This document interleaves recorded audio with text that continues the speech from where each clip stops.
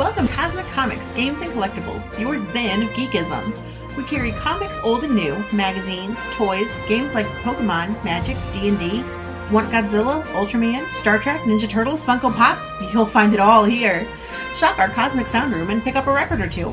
Enjoy our Comic Coffee Lounge with a cup of Sasquatch coffee or a delicious menu item while geeking out over a super cool movie on our big screen. Come by and say hello to Maui. Cosmic Comic, Games and Collectibles. Superman loves us, and so will you.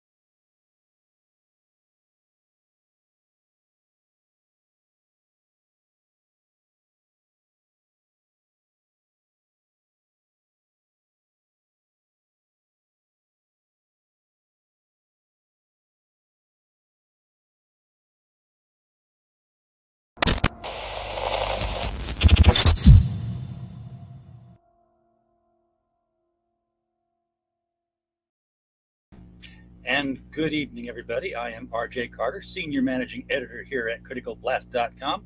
And almost since its inception, professional wrestling and comic books have been like stepbrothers from different mothers, but they go together like peanut butter and sardines or something like that.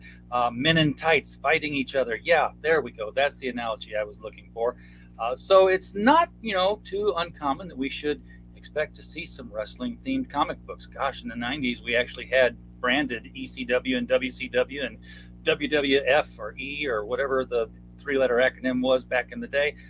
So let's get some together again. We've got one here tonight. So, ladies and gentlemen, boys and girls, and for the 6 people in attendance here in Eureka Springs, Arkansas, let's get ready to rumble and welcome Chris to the show.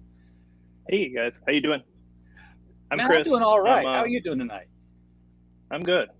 Yeah, it's I got AEW recording, so we're all good. You a wrestling fan, RJ? I used to be. Yeah. I think it really stopped for me shortly after I tuned to WCW and Vince McMahon was on the screen, and I turned to WWE and Vince McMahon was on the screen.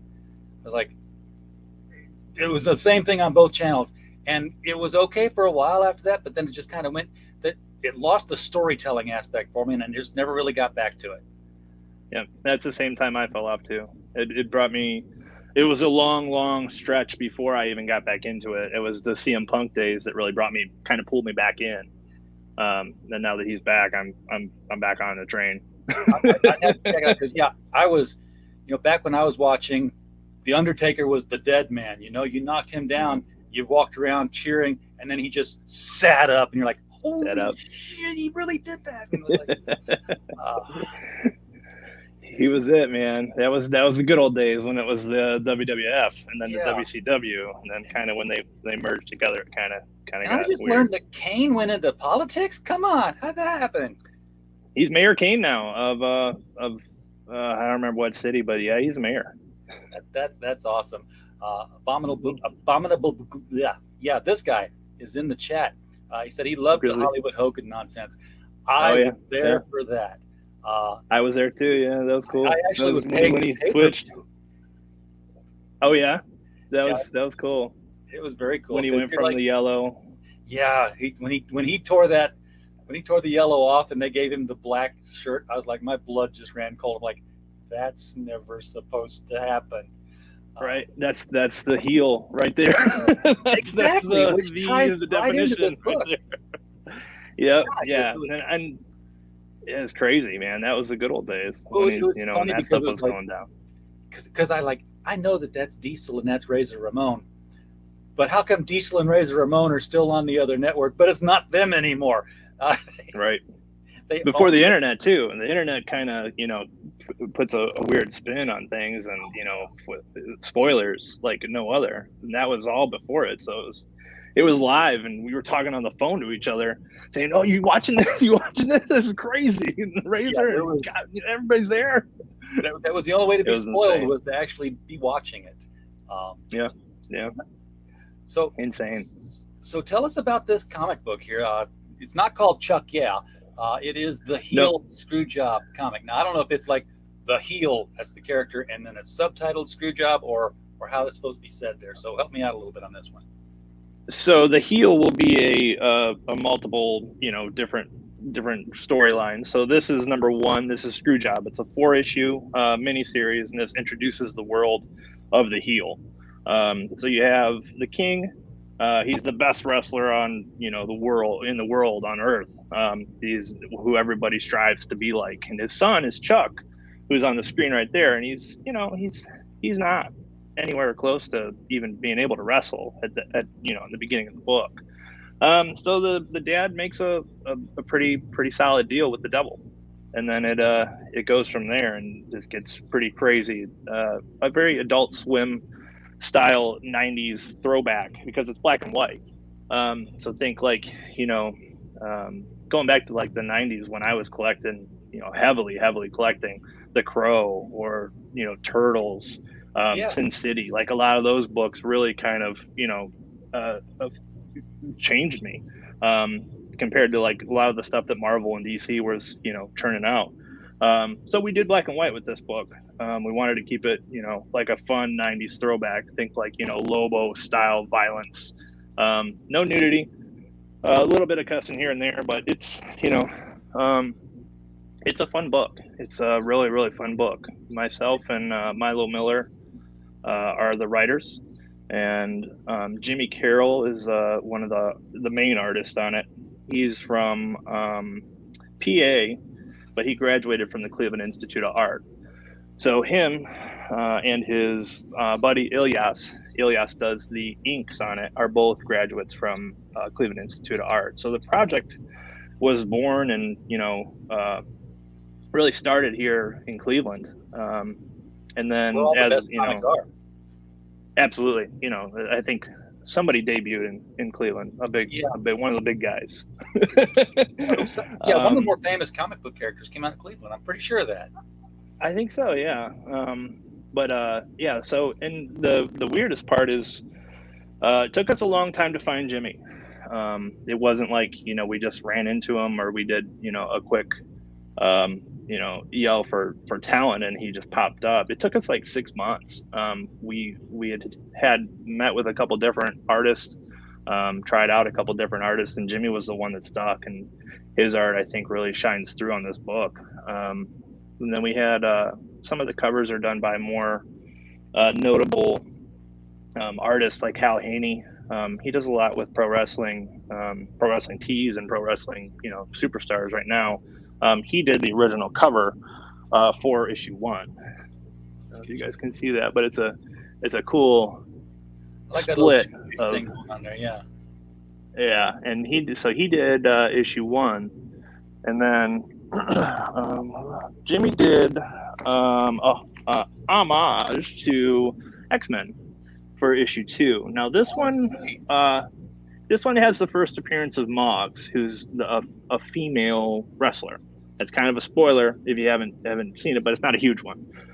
So internet Reddit boards or somebody got a hold of this thinking that it was a key issue to the series, and we sold out of this issue. The whole first print run went online, all went out. So we have a second print, and this is done actually by the inker, Ilyas, and that's the second print of issue 2. Okay. Odd that one we still have in a handful. 2, nope, gone. And that's the power of the Reddit boards and the internet. This is 3. Jimmy did 3, and the Kickstarter variant of 3 was done by a Italian painter, Diego Lazzarin. He's getting pretty notable. Not really in the States, but I think his painting style is pretty gnarly. Yeah, so this is 3 issues of this is the full arc of the story. Yeah, 4 comes out probably in January. Okay. So we're pretty much done. Then we'll wrap it up. We'll do a trade of it. So we've successfully funded 1, 2, and 3, and then when 4 comes out, it'll go to Kickstarter. We did the Indiegogo just to give people a chance to get all 3 at a discounted price for holidays.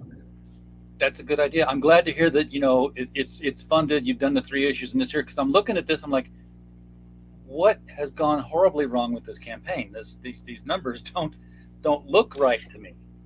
Yeah, we have a good following. It's just a good Kickstarter following. We recently just came off of doing Akron Comic-Con this weekend, and we had a really good show. But this is our first kind of jump into Indiegogo, and like I said, the only reason we did it was just for like a holiday deal.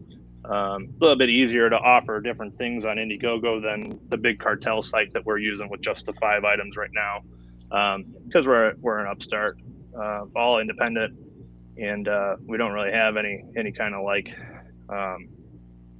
company behind us yet. There's interest, but they want to see the finished product. So January we're looking at. That's using big cartel that I've talked to. So yeah, big cartels, it's worked pretty well for us, especially when we sold out of issue 2. Most of those were through the big cartel site, and it was just because a Reddit board or somebody said something about the Magadore first appearance and that it was going to be a key issue in the run.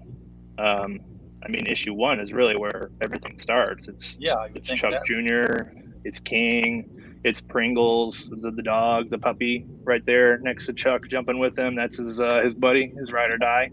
And then his mentor, Shiloh, is also in issue 1. That's the first appearance of pretty much everybody except for Moggs. And Moggs is really the first main female character that we introduced in the series. And that kind of caught fire. Number 3 is a double issue, so it's a little bit bigger. It's actually a lot bigger than some of the other issues. But Jimmy goes on fire, with some of this art. Oh, that's nice stuff. Yeah, he's solid. But yeah, it's a bigger issue, so it's a little bit more expensive. But with the Indiegogo, we just kind of kick it all in, and we do all 3 of them for 20, and then we also have the poster offered on there as well. Actually, I'm sorry, you get the poster and all 3 of them for 20. Wow, that's a great deal. People should be jumping on this. I can only guess you made like $30 billion on Kickstarter, and everybody in the world got a copy. I wish. We really, on Kickstarter, we didn't really ask for a lot. We only asked for what we needed to print, money-wise. There's nothing, if we made a little bit more than what we should have made, we just kept kicking it into the next issue. So that's the whole thing, and this all was released during the pandemic. So issue 1 came out as the pandemic started. And then all of our shows got canceled. So anything we had on the books for really 2020 was nixed. And every show we had, Genghis Khan, Akron, I mean, all of them.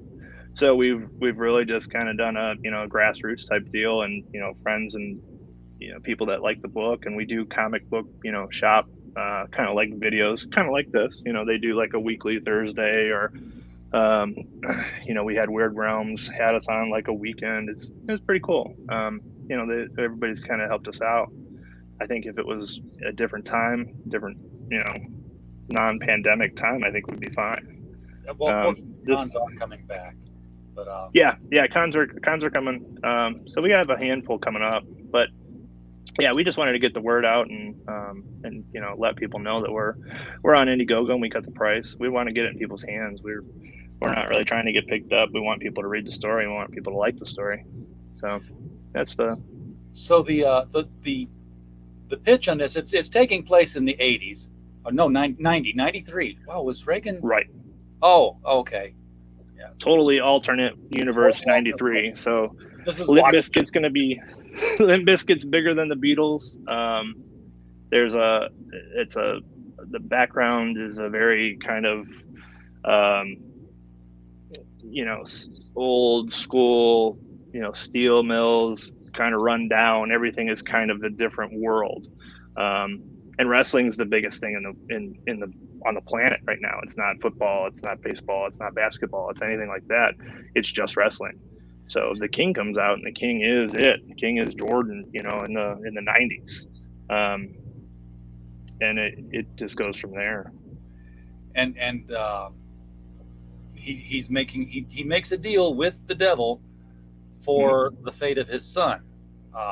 To make his son a better wrestler. Yeah, he wants to hand down his title reign and his wrestling capability, and no matter what he does, him and his manager Shiloh can't get Chuck Jr. to do squat. He doesn't have it. He did not get it, from him. Didn't go down. So he makes a deal with the devil to make his son at least a competitor, a better wrestler, just in general. But it comes with the side effect I read in the description of making him also a serial killer. Yep. So yep, the devil's got to eat. The devil needs his the devil wants his due. So in the ring or out of the ring? I mean, is he killing him in the squared circle there, or? It's a little bit of both. So it's just he's kind of got to hone it in, and depending on where he is or what tournament he's in, it could go one way or the other. He's got to make the decision, and that's why his Shiloh's with him most of the time, trying to guide him, because Junior's not the smartest cookie either. So he doesn't have a lot going for him. Besides, like, he's big, he's huge. That face is full of intelligence. I mean, yeah. He kind of reminds me of Chris Farley. He's loosely based on Mike Awesome from ECW. Oh, okay. So like a fatter, Mike Awesome with a mullet and, just, huge looking, but, Mike Awesome had it and Junior just doesn't have it. Yeah. Boy, I halfway wish this was a prose story that you had done instead of a comic book, because it's a segue moment here. We did a book a year and a half ago called The Devil You Know, which was an anthology of people making deals, or having tea, or just running across in a back alley. 20 stories with the devil would have fit in there well. And the reason I talk about that at the moment is because our reading period is open for The Devil You Know Better, which we're reading through the end of March, looking at stories on there. Cool. And we're publishing the book. That's a done deal. It's, we're going to pick 20 authors and we're going to put them in there. 2 of those authors are Mike Barron and Hart D. Fisher. And we're going to run an Indiegogo with a special edition of the book that'll have like a signed book plate in it, and possibly a metal bookmark, just largely to allay some of the costs of the book. So if you wanted a special edition of it, you could get it through the Indiegogo. But immediately after that, it's going to be on Amazon. It just won't be the version that Mike and Hart have signed the book plate on. Oh, okay. When are you guys doing that? We're reading for it right now, so people can submit short stories, 2,000 to 9,000 words, to anthology@criticalblast.com. We're listed on the the rayland.org page for would-be writers looking for markets, and so far we're getting a lot of good story. And I mean, we've got probably 10 stories in right now that are going to be already strong contenders. I'm like, wow, I got to read to the end of March. It's like maybe this window was open a little too long. That's cool. But and that'll be Indiegogo, you said?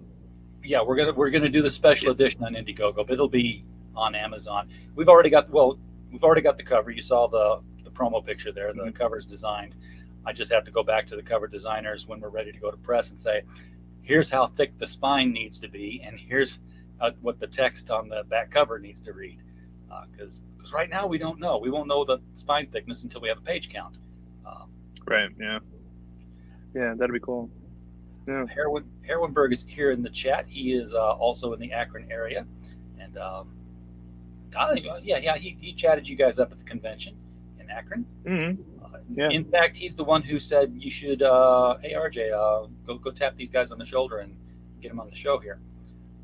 Okay, I gotcha. Yeah, he was cool. Yeah, we really appreciate that. Thank you. And he's the best mod we've ever had in the chat here. Puts the links up for everybody to follow. If you don't see Herwinberg's link, we do have a link pinned at the top and a link below the video. The link is all over. Click it. Throw money at this thing. Get your first 3 issues before the 4th issue comes out, which happens when? January. Okay, so you're going to launch in January. We're going to wait till the holiday season's done. So we did this we had a handful of 1 through 3 left, and we wanted to do this, like I said, just for for people doing Christmas gifts and stuff like that. As soon as this ends, it gets all shipped out. So should get to everybody well before Christmas or any kind of holiday you'd be giving it for. That was our goal with that. Issue 4 is about halfway done. Jimmy was at one of the days with us on Saturday in Akron, and he did some sketches for people, and he was having fun. That was his first convention. He's a little bit younger, but he had a blast, and he's about halfway done with it. And then once he's done, Ilias gives it, or the inks, and then we're gonna keep on rolling. We'll be done probably before January, but we just didn't want to launch in that December timeframe. Yeah, it's a horrible time to start crowdfunding because people are shopping for stuff that they want delivered now. And yep, they want it immediate. They don't want it later. Yeah. Now, because these are all done, this is basically going to be delivered now. It is November. You're over in 2 days. It is a flexible goal, guys. So this is basically a storefront operation at the moment. It's not a reach a goal. So if you pledge money towards this, you are getting the book. You basically bought the book. Yep. $15 for all 3 issues, $20 for the poster with all 3 issues. Go for it. I mean, this is a cool looking poster. Is it? If I scroll down, is it going to be further down over here? We can get a bigger picture of it. The poster? Yeah. No, I think if you click on it, it might show it. Otherwise, I have it here. It won't. I know how the Indiegogo treat me. Indiegogo's a little goofy, but yeah, I mean. So we got the devil in there. We got a couple different alter egos of Chuck. Those may be a little bit of a spoiler, but you don't know. Moggs is the girl with the blonde. Okay. And she's in issue 2. That's the big deal. Here's the king on the bottom and the devil that he makes a deal with. Shiloh is right below Chuck. That's his manager and his confidant. Then his little puppy. There's Pringles down there. That's what wrestling's all about, is the puppies. Yep, and now we got a commentator. The commentator, that's Tyrone down there. Okay. And then we got a de-headed luchador. I'm not going to tell you who that is or why he has no body, but that'd be a spoiler. He's just a gigolo. Yep. He ain't So, got no body. you ain't got nobody. But yeah, that's the poster. We did the poster for the third Kickstarter. There was only 100 of them printed. I think we only have, 30 left, 35 maybe. So once those are gone, those are gone. A lot of the stuff that we did is just limited print. Yeah, you're just getting the books. You've only got 50 copies of the sets, so yep. It's very limited. We set aside what we did for Akron, and then we ran this too.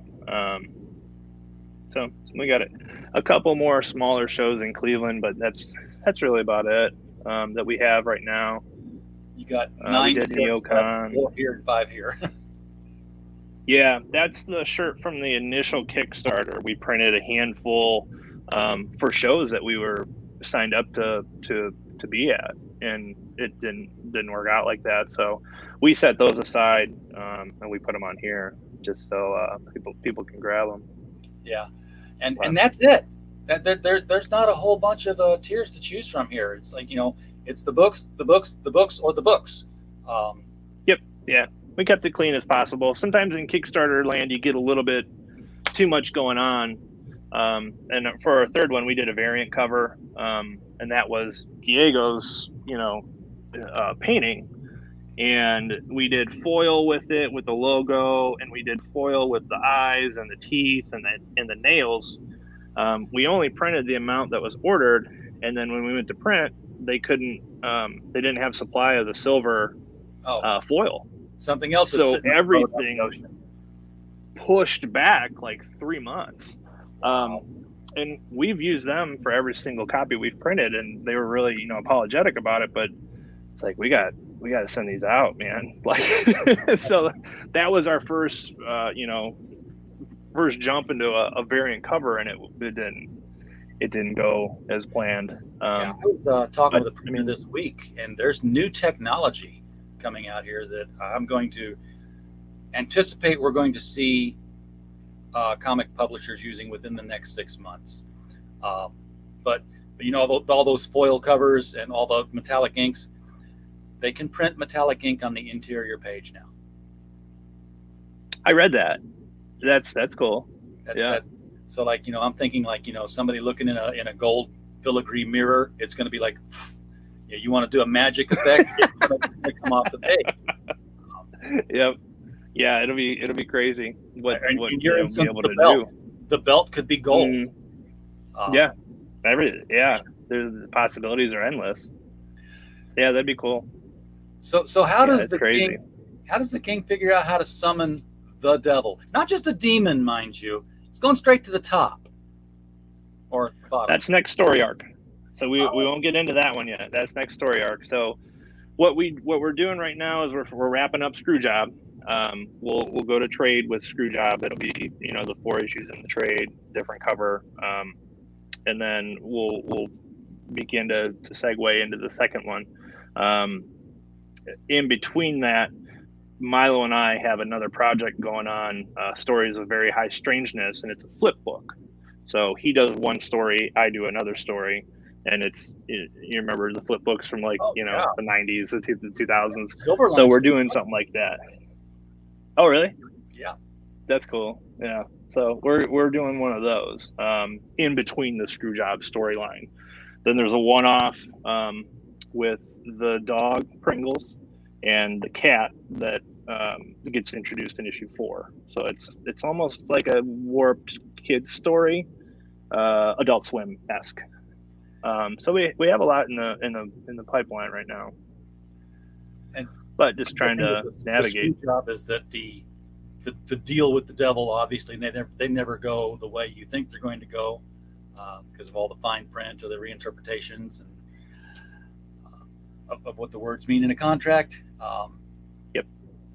Issue 4 gets insanely crazy. It's up to right now. It's kind of just been baby steps, and then issue 4 we take it we take it right over the edge. So it's been fun. It's been a fun ride. Writing the whole, for all of us. And I know Jimmy's had a lot of fun with it too. He's the Pringles, the dog, is based off of his actual dog in real life, his Pomeranian. So he loves drawing Pringles, and he loves the story coming up with Pringles and the cat. He's 100% on board with, which is cool. It's always good to see everybody's having fun with the project, even how weird times are right now. Yeah. So do you have, if you're doing a wrestling comic, you got to have more than just, Chuck Jr. and the King. Yeah, there's a lot of wrestlers. I can show you a couple wrestlers, and also if you wanted to see. Do you pull from? If you wanted to, sometimes, not all the time. Like these guys, these bad guys right there, they're kind of Australian, prisoners that just got out of the penal system, and they're ready to fight. They want to get some money in their pockets. All right. So there's those guys. And I didn't mean that they would like really appear. I just meant like, hey, this is obviously a joke on, these guys, and we're parodying this particular tag team. Oh no, yeah, no. Everything is there's in issue 4, we named somebody Toxic Mark. Now if wrestling fans out there, they know what a mark is, you can put the two together on that one. But yeah, so here's a handful of the wrestlers. So there's Sunshine Patriot. Cool. There's De Niro next to him. Sid Vitus down here. He's a holy roller. Tyrone is the announcer through the entire book. So he's out there pitching his heart out and screaming about everything that he's escaped from a manga book and jumped into a wrestling book. Yep. Yeah, that's Tyrone's one of Jimmy's favorite. So you see a lot of Tyrone, which we like. We enjoy Tyrone. This is the killer right there, the cowboy. And these guys are in issue 1. So this is really his first match. And the King is still watching at this point. So the other thing too is if you wanted to read issue 1's on our website for free, the digital copy. So you can download it and check it out. Here's one of the fight scenes. So that's Junior with De Niro. Yep. Yeah, De Niro. So it's kind of like Ted DiBiase, but as a luchador. Right. Yeah. He owns many marts in our book. He's a very, very rich man. But yeah, issue 1 is free. If you wanted to read it online, if you want to get a feel for the book before purchasing. And we're always looking for reviews. So if you're out there and you do reviews, or you want to do reviews, or you want to review the book, contact one of us either through the Indiegogo or through really, our Instagram or anything. We're on Facebook. We're on Instagram. If you really just search the Heel Screwjob, everything will pop up. What's your website for the digital where people can go download it? TheHeelScrewjobComic.com. And that's I believe there's a couple different ads in HeelComicBook.com. Right on in there. That's one of the images. That's one of our first images that Jimmy did, and that was really what we were selling the book with, was just getting violence. That's some. Who was the guy who drew all the plop covers for DC back in the 70s? That's some weird stuff. So my idea on that one was Roger Rabbit. Oh yeah. In Roger Rabbit, the eyes pop out and everything is really animated and in your face type of deal from the 90s, and that was I'm sitting telling Jimmy like, hey, you think you can do this? And he's like, yeah, I'm pretty sure I can do that. I'm like, you think you can do this? He's like, yeah, I'm pretty sure I can do that. And he came up with that, and I was like, man, that's incredible.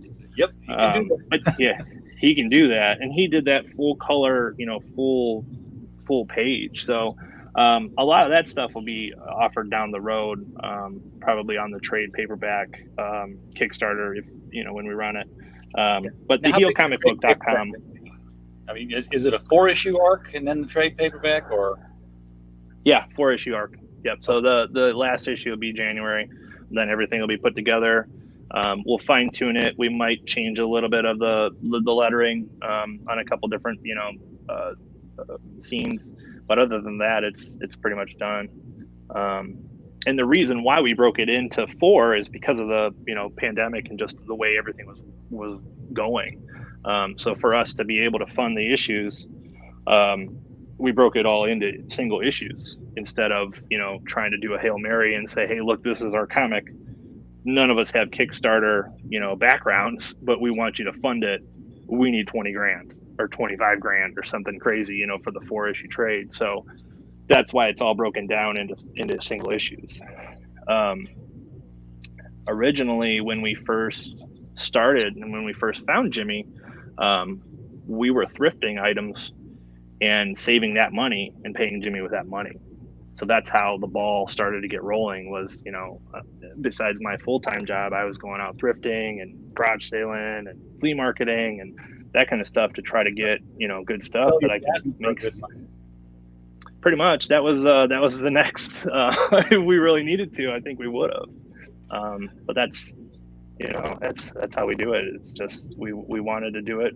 We had the dream, we had written the first 2 issues already, and we waited and waited and waited and found Jimmy. And once we found Jimmy, it was like, all right, this is real. Let's do this. Oh, and apparently I put the wrong link down. Oh, I left book out. Thank you, Herwinberg. I put the heelscrewjobcomic.com and it's the heelcomicbook.com. Yep. So, yeah, that's issue 1. The Heel Screwjob comic is the Instagram. Oh, so if you want to follow along on the Instagram or also the Facebook, they're both named the same thing. So we have a fan page or a page that you can like. We update both of those pretty regularly. So if we're doing an Indiegogo, if we're doing a Kickstarter, if we're going to be at a Comic-Con, if we're going to be at a pop-up, if we're going to do a free comic book day, wherever we're going to be, will be updated on the Facebook and the Instagram. And on our website. Our website's kind of simple, basic. We try to keep it as less, the least cluttered we possibly can, just so it's very simple, very easy to find, the links, the download of issue 1. There's a couple fun videos that we made for the first couple Kickstarters. So if you want to see some goofy stuff and me dressed as a luchador, it might be on there. All right. So funding on Kickstarter, how's it tracking from 1 to 3? I mean, when you finished up 3 this last time, did you see an appreciable level of growth over issue 1 as the issues have come out? 1 was a super duper home run. We never thought that we would have that much love for 1. 2 kind of fell off, and then 3 came right back up. So. But it also depended on the time. 2, I think we launched, it was going into the holidays. So we learned our lesson on that one. It was, I think we launched 2 the end of October, because we were finished with it and it was go time. We needed to get it out there. Cause we really didn't know if we would do any shows at that point. And that was last year, right around Halloween. We might have launched it like the 24th or 25th. So it was kind of a, but we learned, The turnaround time on crowdfunded books makes marketing them really, really difficult. Because I've had Halloween themed books on here, and people are like pitching them around Halloween. You're not going to get it till Christmas. I've had people pitching Christmas books on here. You're not going to get them till summer. So it's like, do you market it at the holiday, or do you market it out of season and say, hey, when the holiday gets here, you'll have a Christmas book? Right. And that was the thing, is issue 2 has a huge tie-in with the devil and a lot of the demonic, aspect of what was going on. And we figured, hey, Halloween's the best time, possible that we can do this, not thinking 30 days ahead and saying, oh, we just passed Thanksgiving. Like no one cares. Everybody's in shop mode and Black Friday mode, and that was the whole thing where we were like, oh, we launched this at the wrong time, and we all had that aha moment, like we did it. We thought we were doing the right thing, and we didn't do the right thing. Every project is something to new learn. I mean, yeah, we do fulfillment for comic book crowdfunders here, and every single project is like, when I spent 10 months setting up, it's like, it's books in Geminis, it's easy. Well, why is nobody doing it? So I started doing it, and then it's like, because I was supporting crowdfunded books. That's what I was getting. I was getting Gemini mailers with books in them. Like, this is child's play. I haven't had a single campaign that's a comic book in a Gemini go out. It's like, here they are, and here's all the original art. Original art, that's got to be mailed flat. That's not going to fit in the Gemini. And it's like, here we go. Here they are, and here's the the trading cards and the 12x18 prints. Okay. Like, so everything's special now. It's like I've learned so many lessons. I'm like we have. This is the example of Red Eyes number 2 that we'll be doing soon. We've ordered these Red Eyes bags, perfect fit for Gemini mailer, and his prints will fit in the Gemini mailer. So I'm like, yes, thank you. Yeah, smart. Yeah, but I noticed that the thicker they get, I can't close the bag that well. So I'm gonna have to go to a bigger bag. And more it's always one thing or the other. Yep. We didn't realize or take into account international shipping. And we didn't think that there'd be a lot of eyes on us from an international standpoint. A lot of international wrestling fans, so that's your crossover point. A handful. Yeah, a handful of Australia, England. There was 3 or 4 other ones, and I'm like, oh man, hopefully I did the shipping okay on that. I mean, they were buying original art. So it wasn't like a Gemini mailer. It was, okay, now I have to roll this. I have to safely put it somehow in this box to get to Australia. Yep. And the first one that I shipped, he contacted me like a month later. It finally got to him. It was shredded. The whole entire outside of the box was shredded. The art was ripped and totally just not even, able to be seen what it was before. I'm like, oh no. So then I'm going to higher quality boxes. A guy, it's crazy. We sent out these bags, and then we had the prints. So I made the package up to where the bag would have the books in it, and I taped it to the 12x18 flat. I had a 12x18 by 1 box. This one guy, he sent me the pictures, and he said the books were great, but literally the box didn't fall on the ground and get some motor oil on it. It got submerged in motor oil. This thing was like, I don't know where they found a pool of motor oil to dip this book in intentionally, but that's what they did, and it just ruined the prints. And he's got another set coming off. But yeah, the international thing. When we do that, I have a contact. I have an agent in Europe that handles all the distribution there. I have an angel. Yeah, pretty much. We'll go with that. In Australia, we just bundle it all in one box and we ship it. And then he breaks it down and mails it all domestically, which makes it a lot cheaper international distribution rates to get to those countries. Yep. And the same way, coming from there to here, because we're the bigger buying market. It's insane. Yeah, you'd never think of stuff like that happening, and it happens. It happens pretty regularly with international. You're paying that much money to try to ship it over to them, and I had never seen a box that just gnarled, as what happened to it. They must have jammed it in and ran it over with the plane and then threw it on the plane. Like, it was bad. It was really bad. Propellers. Yeah, get it on the plane that way. Insane though. I've been lucky so far with international, both the stuff I've received and the stuff that I've sent over. But I know it's gonna bite me sometime. I'm gonna get somebody that it's just, it already got one destroyed, but international be even harder. Australia, I mean, you couldn't even send to Australia at one point. It went from like $20 to send a comic to $40 to $70. And right now, you realize, post office won't even go there now. You have to go UPS. We got in right before that came, and it was my normal shipment to him was like $28, somewhere around there, because he always buys the original art piece and this, that and the other. He buys the whole package, and it was $49. And they said, we're probably not even going to do this anymore. Sorry, just a heads up. If you do it again, he's going to have to do a different way. I'm like, oh, okay, that's cool.